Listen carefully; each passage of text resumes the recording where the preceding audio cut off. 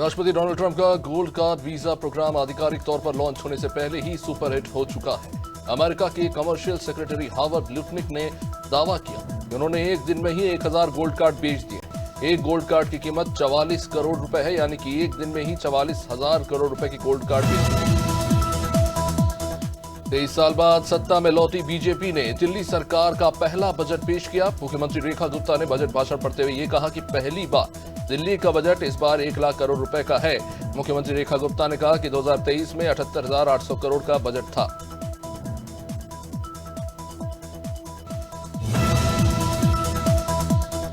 लखनऊ नगर निगम की कार्यकारिणी बैठक में पार्षदों की निधि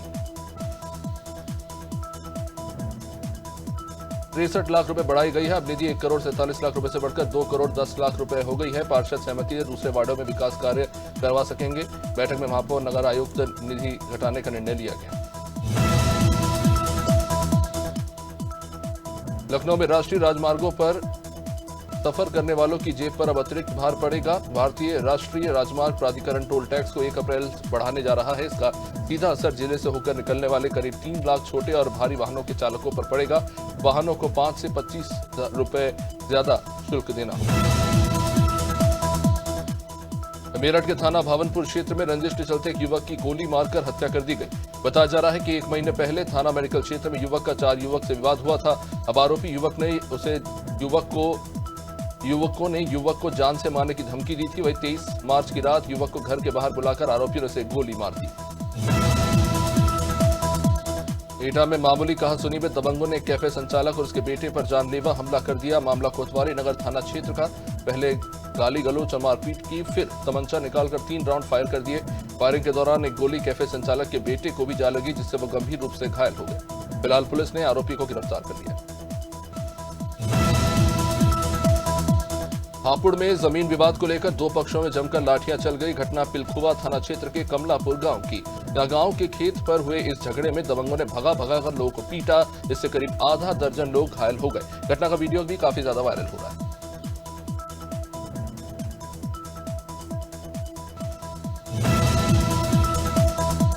सिद्धार्थनगर में सपा जिलाध्यक्ष लालजी यादव, महिला सभा की प्रदेश सचिव और जिला पंचायत सदस्य के बीच मंच पर तीखी नोकझोंक हुई, जिसका वीडियो सोशल मीडिया पर वायरल हो रहा है, जिसमें दिखाई दे रहा है कि जिलाध्यक्ष ने महिला सभा की प्रदेश सचिव को कड़ी फटकार लगाई। ये वीडियो डॉक्टर राम मनोहर लोहिया जयंती समारोह के दौरान का।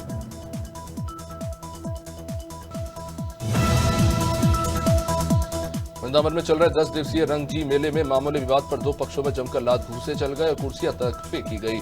इस दौरान श्रद्धालुओं में भी अफरा तफरी मच गई। हैरानी की बात यह रही कि कोतवाली के सामने लगे मेले में पुलिस करीब आधे घंटे बाद पहुंची। घटना के बाद पुलिस ने कुछ लोगों को हिरासत में लिया।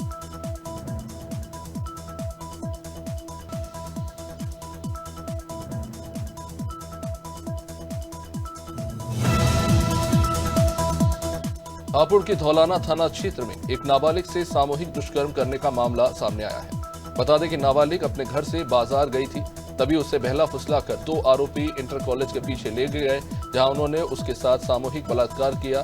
फिलहाल पुलिस ने केस दर्ज कर आरोपियों की तलाश शुरू कर दी।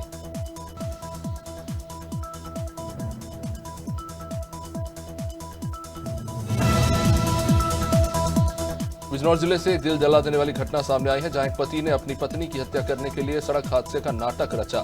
रायपुर देहात पुलिस ने इस साजिश का पर्दाफाश करते हुए आरोपी पति और उसके साथी को गिरफ्तार किया है। आरोपी पति ने अपना जुर्म कबूल कर लिया है कि उसी ने अपनी पत्नी की हत्या की।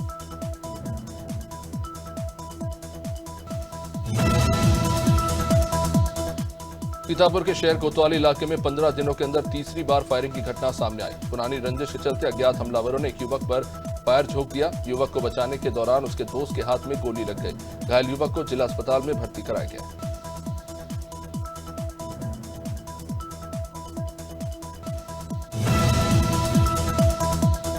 बदायूं में अज्ञात हथियारबंद बदमाशों ने एक सराफा व्यापारी से 3 लाख कैश, चांदी और सोने के जेवर समेत लाखों की लूट की। मामला सहसवान थाना क्षेत्र का, जहां सराफा व्यापारी अपने पिता के साथ बाइक से घर जा रहे थे और इसी दौरान बदमाशों ने गन पॉइंट पर लूट ली। फिलहाल पुलिस चारों की तलाश में जुटी हुई।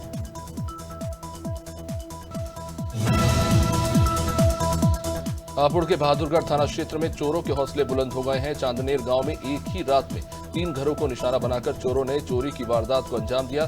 चोरों ने मेन गेट काटकर और कमरों के ताले तोड़कर आभूषण, कैश और सामान पर हाथ साफ कर दिया। सूचना मिलने के बाद पुलिस वहां पहुंची और मामले की जांच शुरू हुई।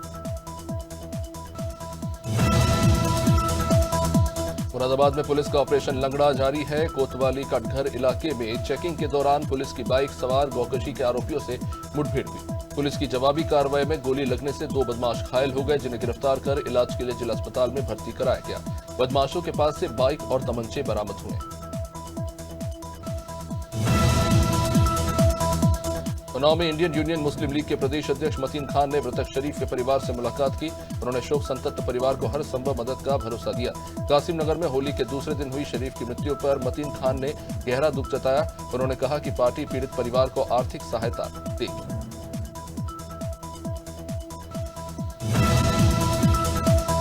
कोरबा के पुराने शहर में स्थित गीतांजलि भवन के सामने की शराब दुकान स्थानीय लोगों के लिए मुसीबत बन गई।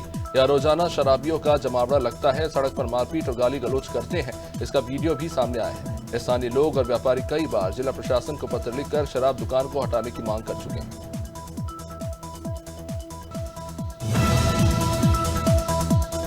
मथुरा में लोक निर्माण विभाग के अधिकारियों ने आवास मरम्मत के नाम पर करोड़ों का घोटाला किया। बता दें कि प्रांतीय खंड लोक निर्माण विभाग ने जिन आवासों को मरम्मत की जरूरत नहीं थी, उनके लिए ही 3 करोड़ 77 लाख रुपए की मंजूरी दिला दी। शिकायत के बाद अधीक्षण अभियंता आगरा ने जांच के लिए कमेटी बनाई।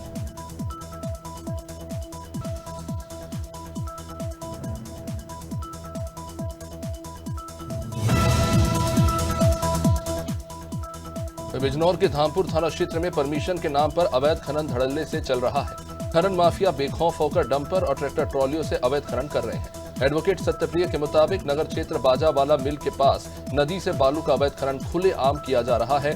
आरोप यह है कि खनन अधिकारी माफिया से मोटी रकम लेकर कार्रवाई करते नहीं।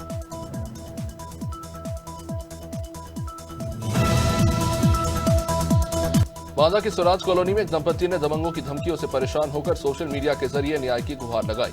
वायरल वीडियो में पति पत्नी ने रोते हुए मुख्यमंत्री से मदद की अपील की। दंपति का आरोप है कि स्थानीय पुलिस से कई बार शिकायत करने के बावजूद कोई कार्रवाई नहीं हुई।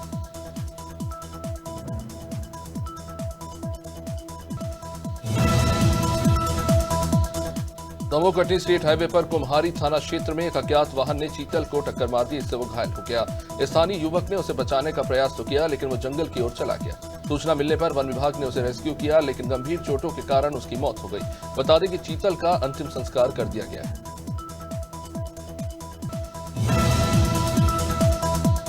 गाजीपुर के मर्दा थाना क्षेत्र में झोपड़ी में गैस सिलेंडर से गैस लीक होने के कारण आग लगी। बता दें कि जयंती शर्मा के परिवार के खाना बनाते समय अचानक ये आग भड़क उठी। आग की लपटें देखकर परिवार के सभी सदस्य तुरंत बाहर निकल गए। गनीमत है कि गैस सिलेंडर में विस्फोट नहीं हुआ, जिससे कोई जनहानि नहीं।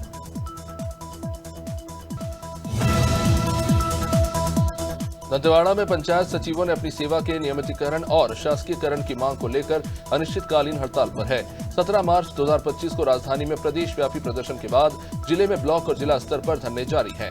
हड़ताल के 8वें दिन जिला मुख्यालय स्थित दुर्गा मंच पर सचिव संघ ने जोरदार प्रदर्शन किया। चित्रकूट में रामनवमी के मौके पर चित्रकूट धाम को 11 लाख दीपों से सजाया जाएगा। इस ऐतिहासिक आयोजन की तैयारियों को लेकर रघुवीर मंदिर में एक बैठक भी आयोजित की गई, जिसमें एसडीएम एपी द्विवेदी, जिला कलेक्टर डॉक्टर सतीश कुमार सहित अन्य अधिकारियों ने दीप प्रज्वलित कर तैयारियों की लेकर चर्चा की।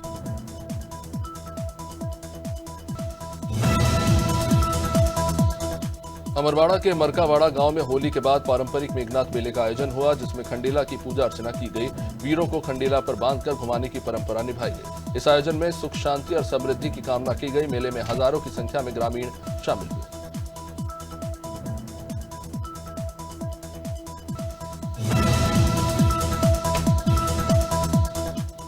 एटा के पिलवा थाने में तैनात आरक्षी रविंद्र कुमार ने संदिग्ध परिस्थितियों में फांसी लगा ली। थाना परिसर के सर्वेंट क्वार्टर में फंदे से झूलता शव मिला। सूचना मिलते ही पुलिस वहां पहुंची और आरक्षी को फंदे से उतारकर मेडिकल कॉलेज भेजा। जहां चिकित्सकों ने जांच के बाद आरक्षी को मृत घोषित कर दिया।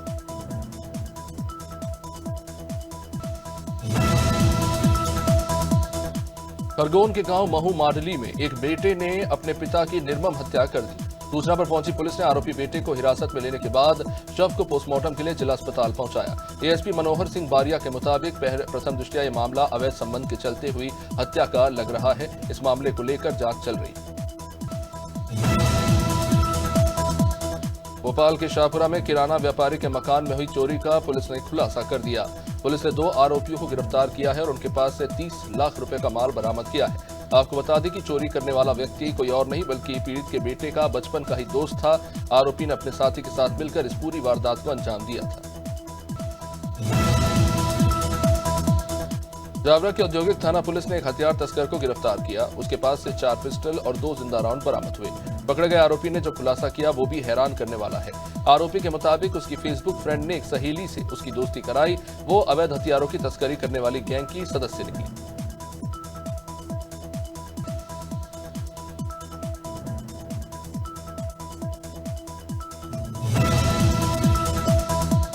शिवपुरी में एयरपोर्ट निर्माण के लिए भूमि अधिग्रहण की प्रक्रिया शुरू हो गई। प्रशासन ने नई फल मंडी स्थित हवाई पट्टी क्षेत्र में जनसुनवाई का आयोजन किया, जिसमें प्रभावित लोगों को बुलाया गया।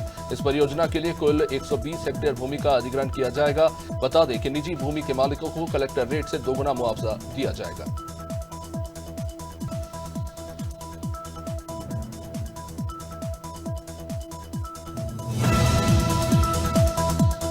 उन्नीस सौ 87 बैच के आईएएस अजय सेठ वित्त मंत्रालय के नए फाइनेंस सेक्रेटरी बनाए गए।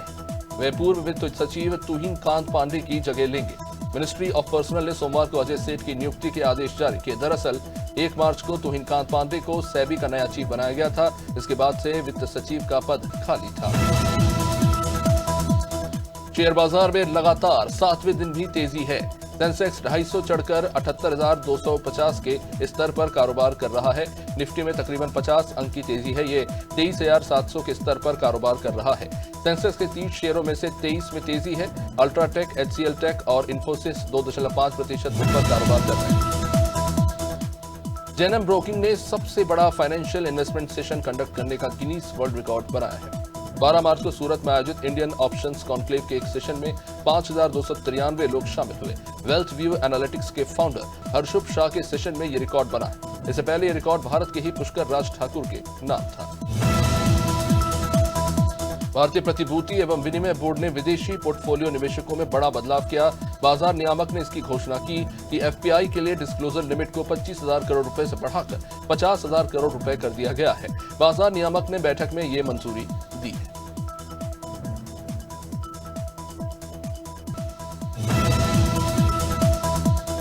Domestic e commerce platform Meesho इस साल के आखिर तक इनिशियल पब्लिक ऑफरिंग ला सकती है। कंपनी इसके लिए तकरीबन 8300 करोड़ रुपए जुटाना चाहती है। मीशो ये फंडिंग करीब 85,000 करोड़ रुपए के वैल्यूएशन पर उठाएगी। कंपनी कुछ हफ्तों में इसके लिए ड्राफ्ट डॉक्यूमेंट भी फाइनल करने वाली है। इस बात की जानकारी मनी कंट्रोल ने दी। पेमेंट काउंसिल ऑफ इंडिया ने प्रधानमंत्री मोदी को एक लेटर लिखा है। इस लेटर में प्रधानमंत्री मोदी से जीरो मर्चेंट डिस्काउंट रेट नीति पर पुनर्विचार करने की मांग की है। काउंसिल यूनिफाइड पेमेंट इंटरफेस और रुपे डेबिट कार्ड से लेनदेन पर अब व्यापारियों से मर्चेंट फीस न लगाने के पक्ष में है।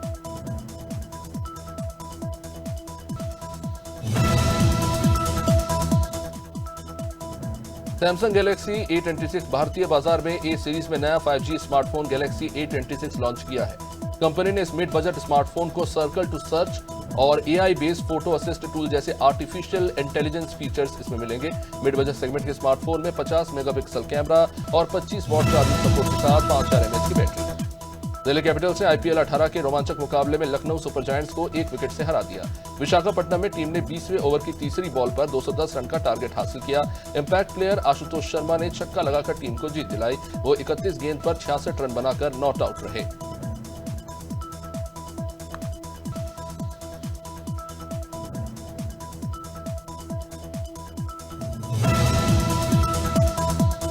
इंडियन प्रीमियर लीग के 18वें सीजन का 5वां मुकाबला गुजरात टाइटंस और पंजाब किंग्स के बीच खेला जाएगा। मैच अहमदाबाद के नरेंद्र मोदी स्टेडियम में शाम को शुरू होगा। गुजरात ने अपने home ground Narendra Modi stadium में कुल 16 मैच खेले हैं। इसमें 9 जीते हैं और 7 गंवाए हैं। टीम ने अपना पहला IPL टाइटल भी इसी मैदान पर जीता था।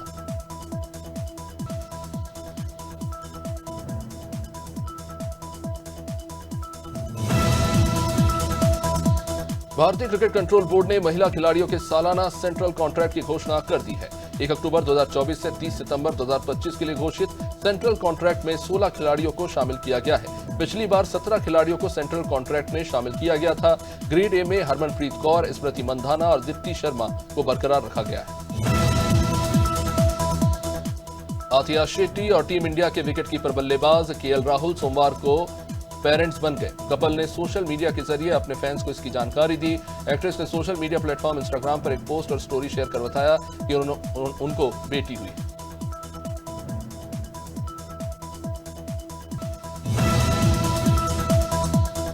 स्टैंड अप कॉमेडियन और यूट्यूबर समय रैना ने इंडियाज गॉट टैलेंट शो से जुड़े मामले पर माफी मांग ली है। जानकारी मिल रही है कि रैना ने महाराष्ट्र साइबर सेल को दिए गए अपने बयान में अपनी गलती स्वीकार की। रैना ने कहा कि शो के दौरान जो कुछ भी हुआ उसके लिए वे माफी मांगते हैं और भविष्य में ऐसी घटना दोबारा ना हो इसके लिए वो अतिरिक्त सावधानी बरतेंगे।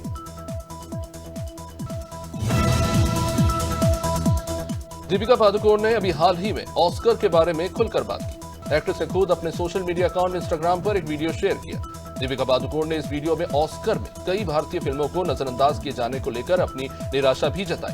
दीपिका ने कहा कि भारत को कई बार ऑस्कर अवार्ड नहीं दिया गया है।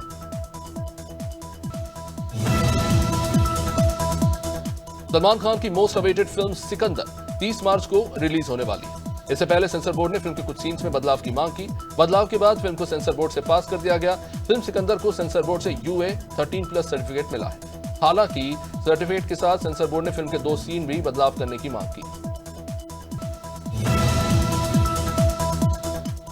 रैपर और सिंगर हनी सिंह का 29 मार्च को जयपुर में कॉन्सर्ट है। पूरे देश में अपना मिलेनियर इंडिया टूर वो कर रहे हैं। मुंबई, लखनऊ, बेंगलुरु में हाउसफुल शोज करने के बाद अब हनी सिंह जयपुर में शो करने वाले हैं। उनका concert Jaipur exhibition and convention centre में होगा। कॉन्सर्ट में 16 साल से कम उम्र के बच्चों को एंट्री नहीं है।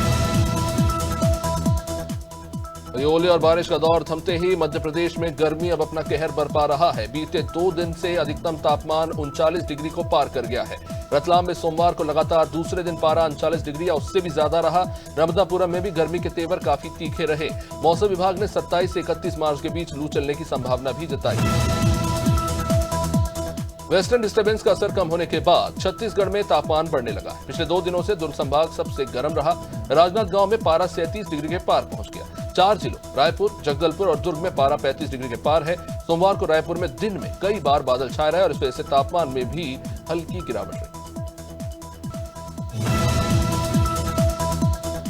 उत्तर प्रदेश के सभी जिलों में मौसम विभाग ने ग्रीन अलर्ट जारी किया। सोमवार को प्रदेश के विभिन्न इलाकों में दिन के तापमान में 1 से 2 डिग्री सेल्सियस तक की बढ़ोतरी देखने को मिली। मौसम विभाग का कहना है कि अगले 4 से 5 दिनों में कई इलाकों में पारा 40 डिग्री तक पहुंच सकता है। मार्च का आखिरी हफ्ता तपिश भरा रहेगा।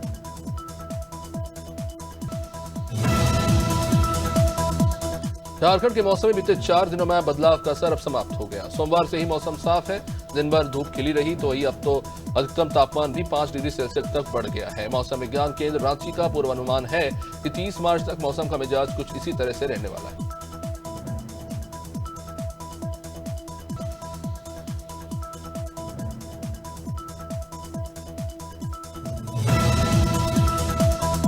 हरियाणा में अभी से गर्मी रिकॉर्ड तोड़ने लगी है। इस साल के सीजन में हरियाणा को अधिकतम तापमान 38 डिग्री सेल्सियस से अधिक पहुंच गया है, जो अब तक सबसे अधिक दर्ज किया गया। वह प्रदेश का तापमान सामान्य से 2.4 डिग्री सेल्सियस है।